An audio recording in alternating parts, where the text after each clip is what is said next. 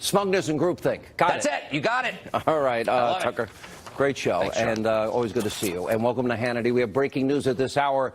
President Trump has now released his highly anticipated fake news awards. It crashed the GOP.com site in seconds. The most traffic they've ever had. We have the report coming up. Also, tonight, the Trump-hating liberal media, they are just refusing to accept the fact that your president is in excellent health and more than fit to serve, maybe for 2 terms. Now, the partisan press, they're going down the conspiratorial rabbit hole, and they're now Trump health truthers. I'll explain that. And we have all the video proving this insanity. And CNN used the word hole hundreds of times last week. Tonight, we will unveil our name for that fake news network, plus brand new stunning developments about the Clinton bought and paid for phony Russian dossier, the anti-Trump dossier. According to the Washington Post tonight, the FBI shared information with the dossier creator.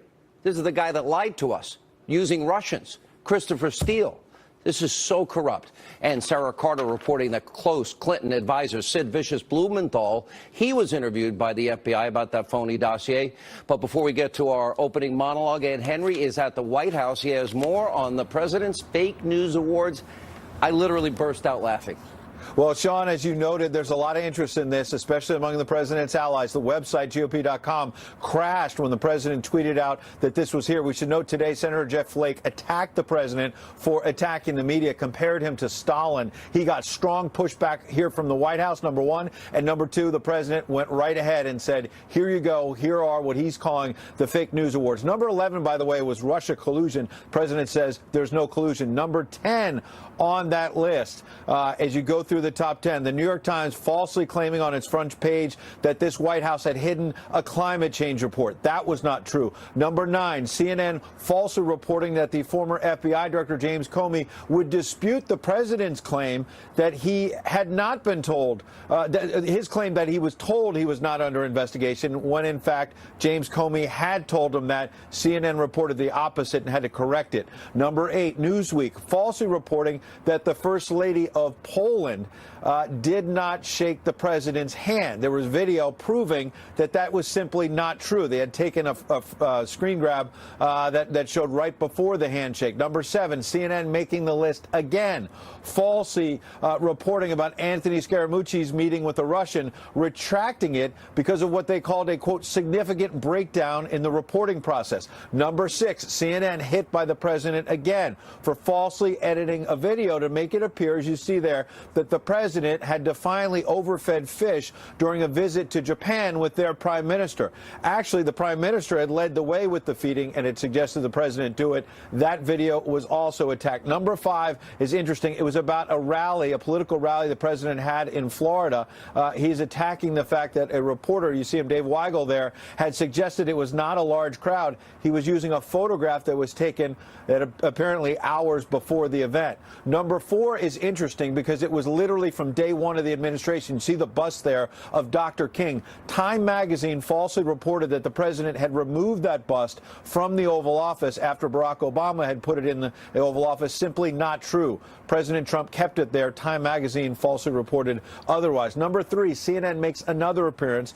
The president, in his words, says CNN falsely reported that candidate Donald Trump and his son Donald Trump Jr. had gotten special access to hacked documents from WikiLeaks before they were made public. That was not true. CNN had to walk that back. Now, number 2 is particularly interesting. It's ABC News' Brian Ross. Remember that he got suspended for this report.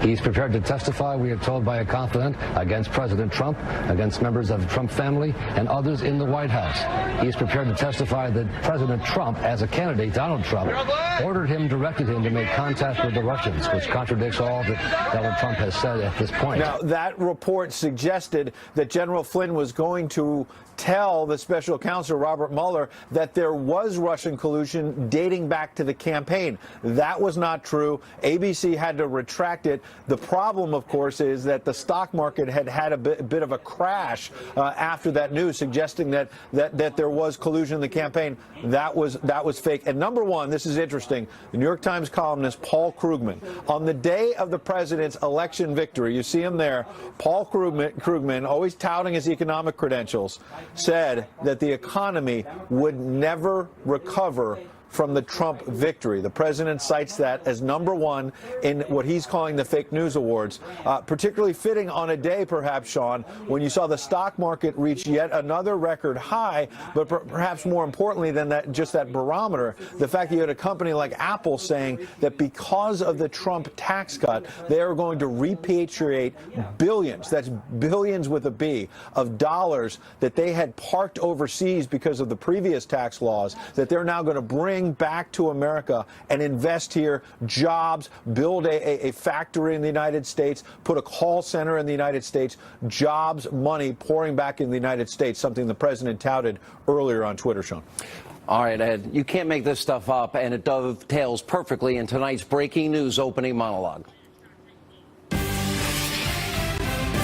All right, so the sick, the twisted, the mentally unstable anti-Trump media again working itself into a new manufactured frenzy. Now, we have been explaining how the biased press operates in this country for a while. Here's how it works. They rush from one fabricated meltdown to another, and in the process, these brain-dead so-called journalists, they bounce around the same talking points in their little fake news bubble echo chamber. And it becomes a competition to see, well, who can say the most outlandish, the most offensive, the most completely false thing about President Trump. It's like they're hypnotized, lobotomized robots. They're kind of programmed every wake up, hate Trump. It's really pathetic, and it's sad, and it's predictable, and they are not serving you, the American people. Now, members of the media, sadly, they're sheep, they're closed-minded. They have actually convinced themselves, this is the psychotic part, through their own conspiracy theories, that President Trump is, he's suffering from dementia. He has early onset Alzheimer's. He's deranged. Now, the newest fake news fixation is all about the president's health. You think he'd be happy?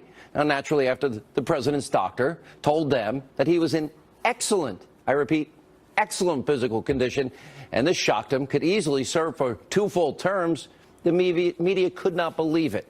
It goes against everything they have all been telling themselves, hour after hour, day after day, week after week, month after month. The press, they can't stand the fact that the president scored a perfect 30 for 30 on a cognitive exam. And my guess is most of the people in the media world would probably fail that test if they took it themselves. I'd love to test them. Now, before we show you new examples, it's important to highlight just how utterly insane the media was yesterday at the press conference with the president's doctor. Watch this. Do you keep a tally of how much golf the U.S. president plays? Some of the president's friends have told reporters in the past that they think he's a germaphobe, that he washes his hands obsessively and is concerned about that. Have you seen any indication of that type of behavior? Does he watch too much TV? I don't. From sedentary lifestyle sort of perspective, should he cut back on that? Do you see any evidence of bone spurs, which the president said that he suffered from? Is he limited to 1 scoop of ice cream now? Do you have any concerns about the president's Twitter? No, I don't. Yeah, Twitter doesn't involve me as a doctor. I don't have any concern on that. Does the president wear dentures? You mentioned the dental exam. The president has no partial or indentures of any kind. You said he doesn't drink and he doesn't smoke, and other than the diet issue, did you address drug addiction? Drug addiction? I mean, any other drugs? Yeah, no, he has no drug addiction. This is real reporting. This questioning went on for 49 straight minutes. The media just refused to face the truth, the reality. President Trump is perfectly healthy. You'd think they would be happy. Apparently not. Now, of course, it didn't take long for what we're now calling Trump health truthers. Think about this. To come out in the media, and now they're questioning everything that the doctor said. This is unbelievable. Watch this. The alleged excellent medical exam results of the fellow in the White House has spawned a new conspiracy theory. It's known as the girther movement. He said he's in excellent health. I mean, Sanjay Gupta came out and was like, not so sure about excellent health. He seemed like a Trump fanboy. When he said 239 pounds. Whatever, but I mean... I know I'm being a girther, but I mean, if that's what, 6'3", 239 pounds looks like, that's a shock to me. I'm not sure if it makes me feel better that this doctor says that he has no cognitive issues. Makes me feel worse and more worried for the country. The White House press corps seemed stunned that the president, who cannot button the button on his suit coat, isn't much heavier. The Montreal Cognitive Assessment is actually a fairly low-level test. It is unbelievably good at predicting dementia or pre-dementia. That doesn't say that he's not morally or even mentally unfit to be president. It just says that he doesn't have pre-dementia. Yeah, we're going to really listen to Dr. Joe, Liberal Joe, and Dr. Mika. And by the way, CNN, they took things even further with this morbid and sad prediction. This is nuts about President Trump. Take a look. This coronary calcium score is a score that a lot of cardiologists use to try and be predictive and be proactive. And if the number gets up over 100, that is concerning to a lot of doctors. It's concerning because you can start to say, well, if you do nothing different, if things don't change, you can start to predict the likelihood of having some sort of heart event, cardiac event, a heart attack or something like that within a certain number of years. So the president has heart disease. Those numbers qualify him for having heart disease, and it clearly needs a plan to try and prevent some sort of heart problem down the road. Really? He's never examined the president. Now, we know that fake news, CNN, I have a new name in a second, then we know they hate the president, but really, they're going to predict a guy that's never examined the president that he's going to have a heart attack? Now, this type of behavior, it shouldn't be surprising, especially coming from what we're now calling, you see it right there, CNN, the whole network, or the whole fake news network. It fits. CNN somehow managed to say that word hundreds of times in 1 week alone. Here are just a few of the examples. I promise I played them all. I have too much news to cover tonight. But here's some. We'll put it on our website tomorrow. What was your reaction when you heard the president call, African nations holes? It's not clear what he meant by whole countries. Are you shocked or surprised by this? I'm not surprised. In one way, I'm proud. I am a proud holer. No, we are not all created equal, at least not if you are born in, as the president put it, a whole country. The word house instead of whole, as in house countries, not whole countries. I guess he's a holer. Is there a difference if the president said whole or house? Do you think these countries are holes? Donald Trump has turned the Oval Office into a hole. Holers built this country 110 years ago. In addition to the president's comments yesterday, a few more. Whole countries. Whole. Whole. Whole country. Rich, do you have any example of any whole country that the president referred to that is predominantly Caucasian? Holers. Holes. Holers. I work for holers. Hole. I'm proud to be a holer. I never in a million years thought I would be saying hole on television. Congratulations, CNN. You've done more than enough to earn your new nickname, the whole network, fake news network. Keep up the good work. Now, you would think that CNN, after hearing this over and over and over again from the American people, what I'm about to play, maybe they would listen and say, wow, maybe we're not doing something right here. Take a look.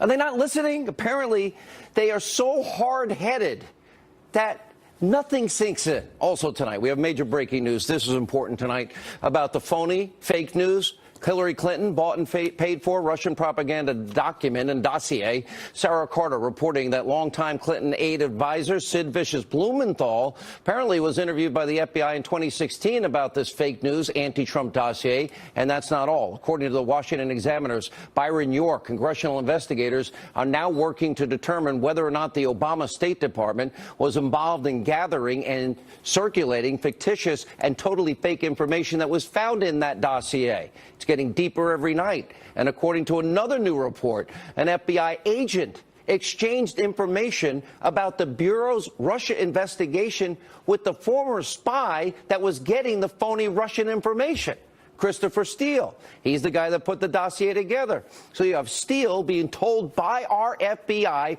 about their Russia investigation. At the same time, Steele is getting paid by Hillary Clinton to dig up phony Russian propaganda source dirt on Donald Trump. You can't make this up. And we also know from Fusion GPS co-founder Glenn Simpson, his testimony that Steele briefed the FBI about the dossier before the election. This is corruption at the highest levels. We've got so much to get to tonight. Joining us with reaction, Fox News national security strategist Sebastian Gorka, Fox News contributor Sarah Carter, and Fox News legal analyst Greg Jarrett.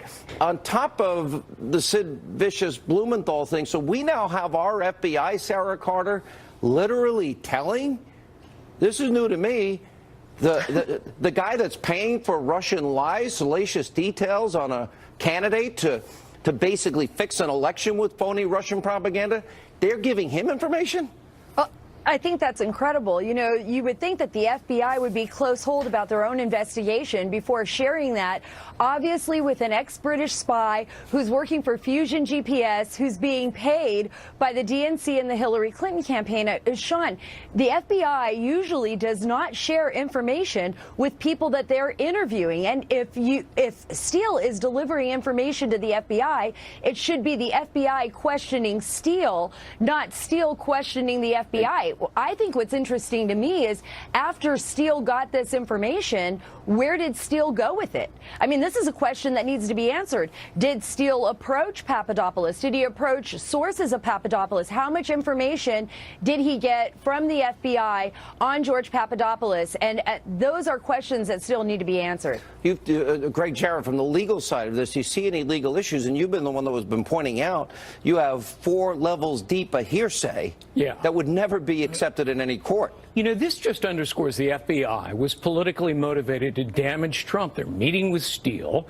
They're trying to connect the dots with Papadopoulos. They're offering to pay money to Steele to continue to dig dirt on Donald Trump. They became, in a way, just a political arm of the Democratic National Committee and the Trump campaign. After the FBI cleared for political reasons Hillary Clinton in the email scandal and then launched a political vendetta to frame Trump over Russian collusion without a scintilla of evidence. All right, Sebastian, let me get to you, Dr. Gorka. So she fixed the primary with Bernie Sanders.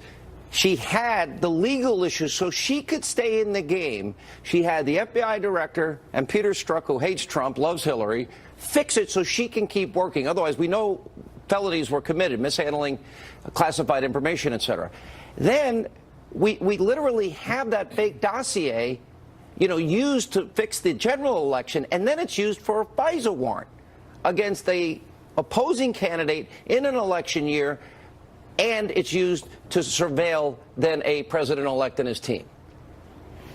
Sean, I'm a legal immigrant to this country. I'm proud to be an American. I am ashamed and horrified by everything we are learning every day from Sarah, from her colleague John, from you, from Greg.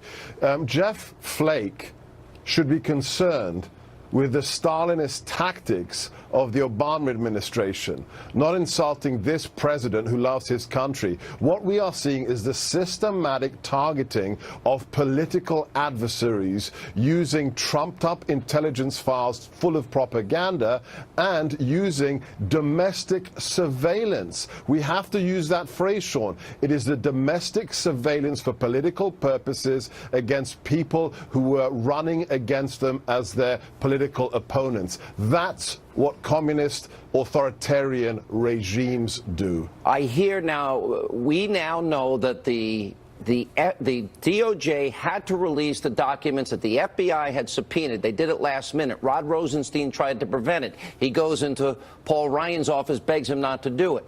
We're getting some insight as to what we will learn next week. Sarah Carter, what are you hearing?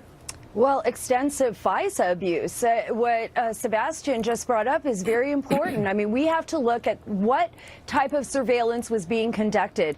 What warrant? What did they have as far as evidence to obtain warrants to actually spy on members of President? But the phony dossier was used, and then the FBI is collaborating with the guy that's getting the phony Russian propaganda. You can't make this up. No, you can't. And I think Byron York brought up some really interesting facts in his column today.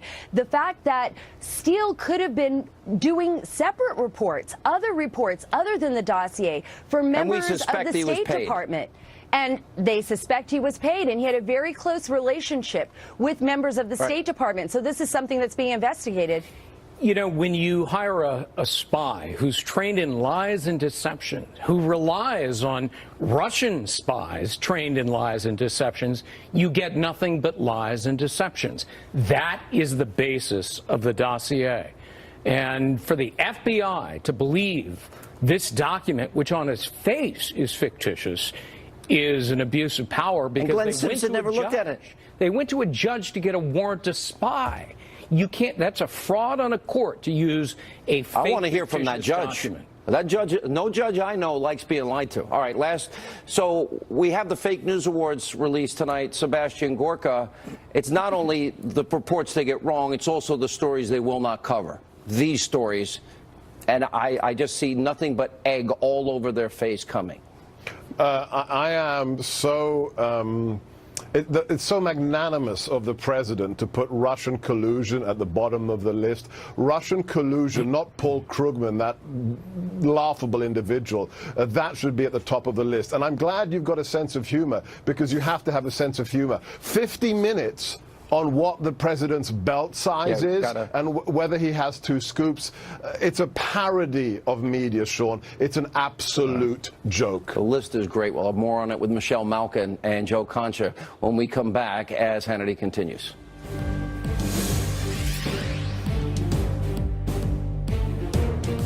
Captain, the Army wants to be... Here with reaction, the host of Michelle Malkin Investigates on CRTV, Michelle Malkin, and The Hill's Joe Concha. I loved every one of it. Never mind the stories they don't cover. And this is the tip of the spear, the tip of the iceberg, Michelle. It is. It's simply brilliant. I've got to hand it to President Trump and to everyone who compiled this list. I think that the execution leading up to the revelation of these awards was also brilliant. Because look at what you had.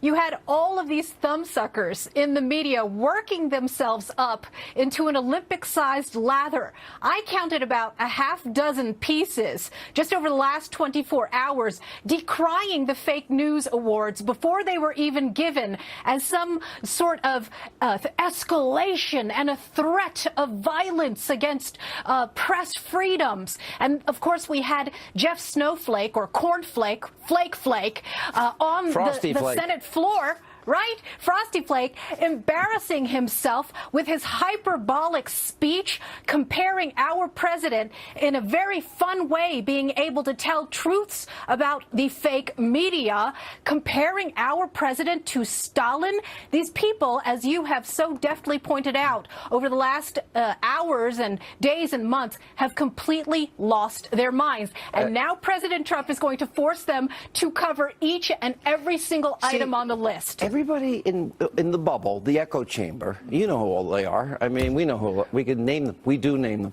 But this is why it's so important. They've been saying that this is so bad for freedom of the press. You know what's bad for freedom of the press? Lying. And not only lying, there's choices. They won't cover the biggest stories that exist in our lifetime because of their agenda, and they still can't get over that they were wrong on the election. Or, Sean, you can make the argument that Donald Trump is exercising his First Amendment right by pushing back at the media as he did during these fake news awards. He has one? Well, apparently presidents have never really done that before, right? Republicans are always so worried they're going to get bad press, so they kind of kowtowed and didn't really punch back like this. I would argue that Trump supporters probably see the media as the opposition party more than Pelosi or Booker or Warren or anybody in the Democratic Party. Why shouldn't he push back? This is well-deserved awards for losers. Well, if you see the list here, it really is a great microcosm of 2017. Quick rundown of it. CNN won 4 awards, and I would imagine they'll make an ad campaign out of that. I'm not being sarcastic. They'll see it as a badge of honor, and that's fine. By the way, that's really twisted because they were wrong in every count. Well, right, exactly. I don't think they'll list the stories they got wrong. Do you like our montage of the S-holes? The whole network. Well, the whole fake news network. I believe they said it 165 times. Way, I want to say it here, but I can't. Because if I say it here, I have to sit in a meeting and get lectured that I shouldn't have said it and followed policy, and I don't feel like sitting through that meeting. I'll let Michelle jump back in again. New York Times won 2, Washington Post 2, ABC 1, Newsweek 1. Here's the interesting part. BuzzFeed They released the dossier, was not nominated. Very interesting. Okay. Also, unscathed, who networks that didn't get an award, NBC, surprising, CBS, and Fox News. Shocking. Well, maybe. All right. You know, what's happening, I think, if you look at the statistics we showed last night, 2017, the year they tried to destroy a president with media research, but it's also a year that they created the biggest disservice to the American people. They are hurt when they can't get the truth, Michelle. Yeah, that's right. And just to add a footnote to Joe's tally, the New York Times, I think I would actually add one more, since, of course, Eric Lichtblau came from the New York Times to CNN to commit the same kind of media malpractice that he did at the New York Times, the fish wrap of record. Look, to the point that you made, Sean, too, about why shouldn't our president push back against the media, I would turn that back, too, against all of those Republican senator sellouts over the last couple of days who've been auditioning for jobs with the liberal media. Do they not remember the pushback under the Obama administration? And I'm not just talking about all of the spying that the Obama administration did on journalists, from Cheryl Atkinson to the Associated Press to Fox News. Remember that the Obama White House had specifically assigned the White House communications director at the time, Anita Dunn, to go out every day in press briefings and specifically attack Fox News. And what do these people want to do? They want to disarm our president and his supporters and grassroots conservatives and independents who put him in office, and gag him from using his own First Amendment rights to push back when the media is wrong. Ever be the person they want him to be. He's never going to put plane loads of cash, cargo plane loads of cash, and give them to Iranian mullahs and kiss their ass and try and bribe them not to be murdering dictators that want to destroy us. Joe. Saying ass won't have you sit in the meeting tomorrow? I'm not going to the meeting. Okay, good for you. Look, and when people say, well, maybe things will change in 2018, we've clearly seen that this year has actually been worse than last year. We're only 16 days in. What happened with Sanjay Gupta is incredible to me, because he does a diagnosis from afar. That's one thing. He is also a neurosurgeon. Okay, so think of him as the electrician. And Ronnie Jackson wasn't the only person that was involved in the cardiovascular part of President Trump's prognosis. He also was actually consulting with cardiovascular surgeons from the Cleveland Clinic, which is one of the leading hospitals in the country. And those are the plumbers, right? So you have an electrician talking about what a plumber should be doing, right? And it's kind of like when I go to get my colonoscopy next month. Thanks for sharing. Well, my dad had it. I got to go every 4 years. I would call my podiatrist. I mean, that's the thing. Sure you don't want to say this on CNN, the old network?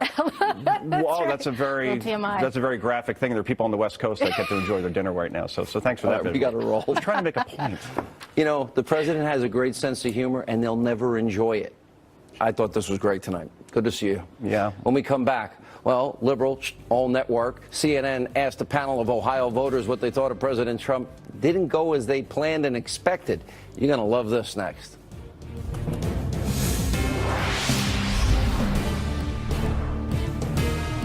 Tomorrow. Economic news out today for President Trump and the country and you, the American people. Apple announcing it will be giving $2,500 worth of stock as bonuses to most employees following the new Trump tax law.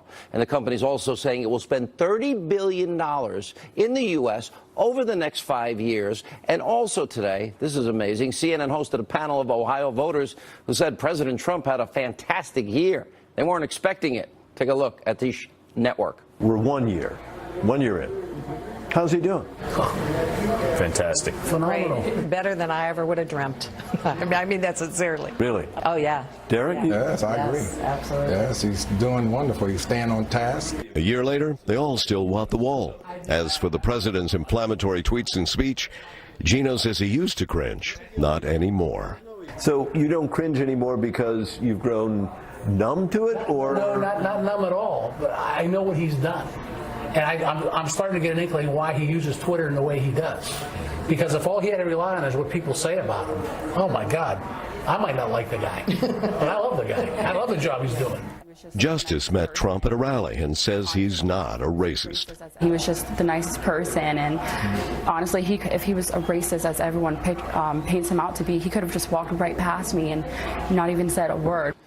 Here's reaction former Secret Service agent Dan Bongino, former Obama economic advisor who gave us 8 years of crud. Austin Goolsbee is with us. Sorry, Austin.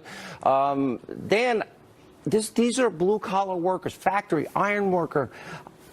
None of what the media says or what they're saying in D.C., New York, San Francisco, L.A. matters to the people in the country, the people that make the country great. Yeah, you know what, Sean, getting a $1,000 bonus in your paycheck at the end of the year will tend to do that to you. That's a whole lot of crumbs, in case Nancy Pelosi's watching, by the way. But, Sean, the most amazing takeaway from this whole thing is not only has President Trump's first year been incredibly consequential and conservative, by the way, it's all been done under an onslaught never seen in modern American history. A fake, bogus special counsel investigation into a crime that never happened. A unified obstructionist Democrat party that won't do a darn thing to help this guy. A lying media and a bunch of swamp rat rhino Republicans like Judas Jeff Flake out there attacking the president at every opportunity when the triage of needs should be hitting the liberals and saving America. And he still had a great first year. That's 2 big thumbs up for me. Austin? Every economic indicator, every bonus, every dollar of repatriation, every dollar that's for a new factory and manufacturing center is all because of Donald Trump, because your guy failed. Blaze, Donald Trump is having a very decent economy, a little bit worse than the last year of Obama. He's created a bit fewer jobs, 200,000 fewer jobs, but he's doing very well. The only thing I will note here is that Apple is clearing more than $200 billion of after-tax profit. Oh, wait a minute. They're saying they're bringing back $1,000th of that money to their employees. They're billions, supposed to be giving the but they didn't get that under your guy in 8 years. The unemployment number is better. The job creation is better. The GDP is better. Consumer confidence is better. It's better for every demographic: Black Americans, Hispanic Americans, every American. And you can't even admit you were wrong. It's continued to get better for the last 7 years when we didn't have a depression. You're right. Only president never to reach 3% GDP growth ever in history, Dan Bongino. Austin, you know I love debating with you, but I mean, you know people can see this, right? Like Sean has millions of views. You're saying this to actual people. Like you have a reputation. How do you continue to defend the Obama economy? Facts don't have a side, Austin. He never reached, Obama that is, 3% annualized GDP growth in any year of his presidency. He's the first president in American history to never do that. 2017 did not reach 3%, guys. We had 2 consecutive quarters of 2.3%.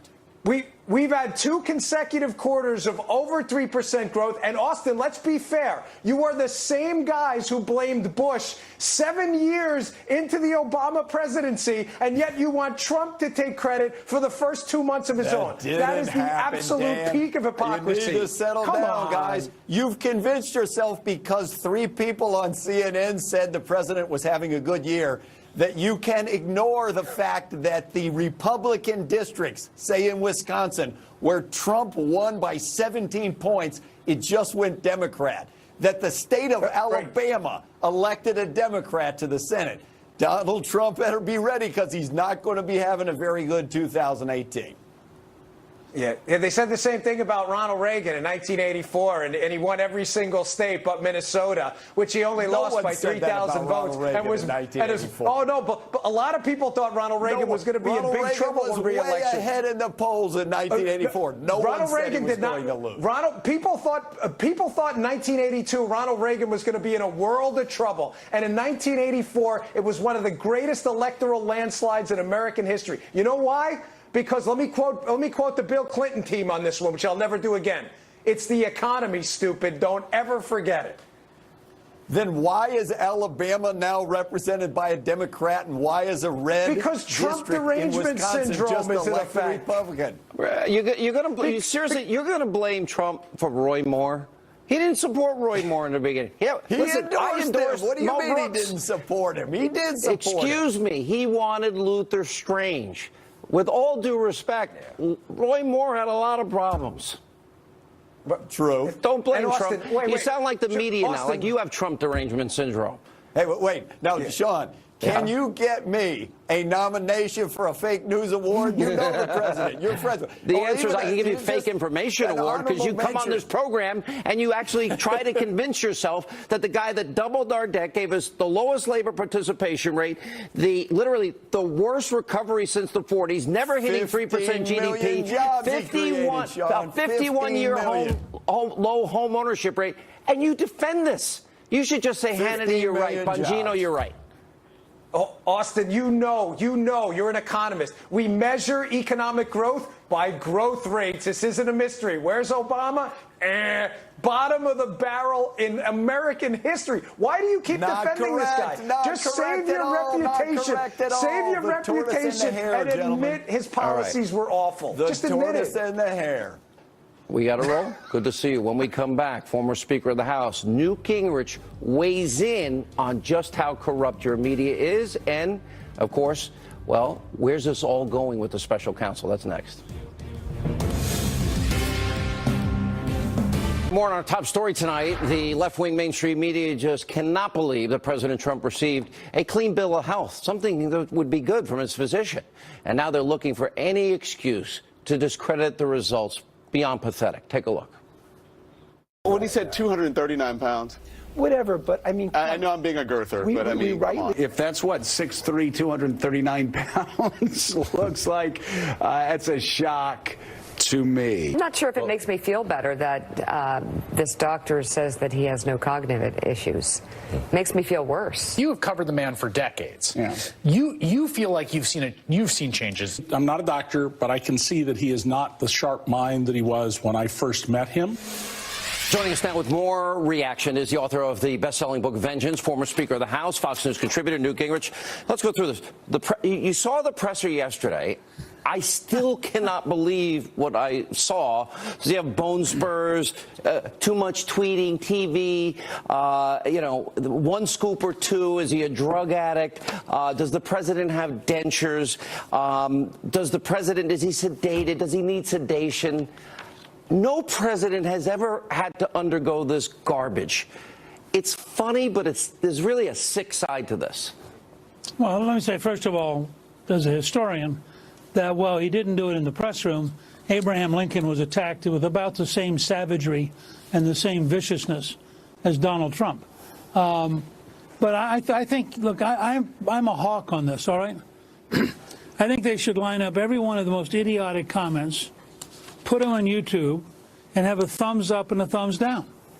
And thumbs up means they get to stay. Thumbs down mean kick him out of the White House. Whoa. You have no obligation as president to have some idiot the room will be empty. Passionately convinced against you. The room will be empty.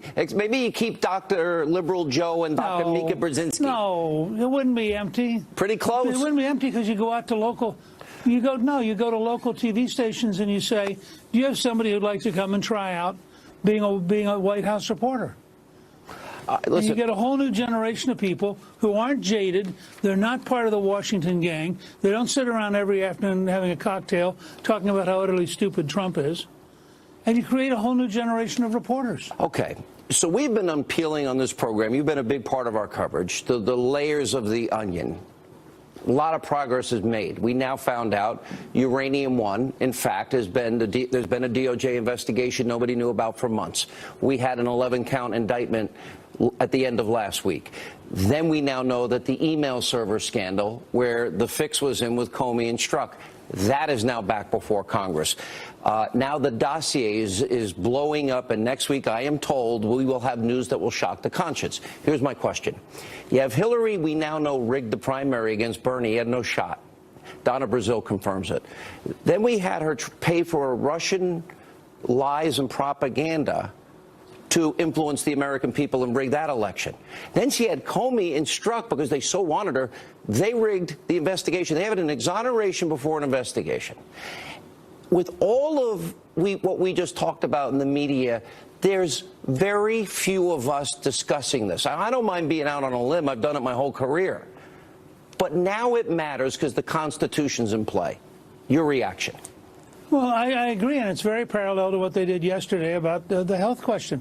How can the Washington Post or the New York Times get up in the morning and look at themselves and not cover this?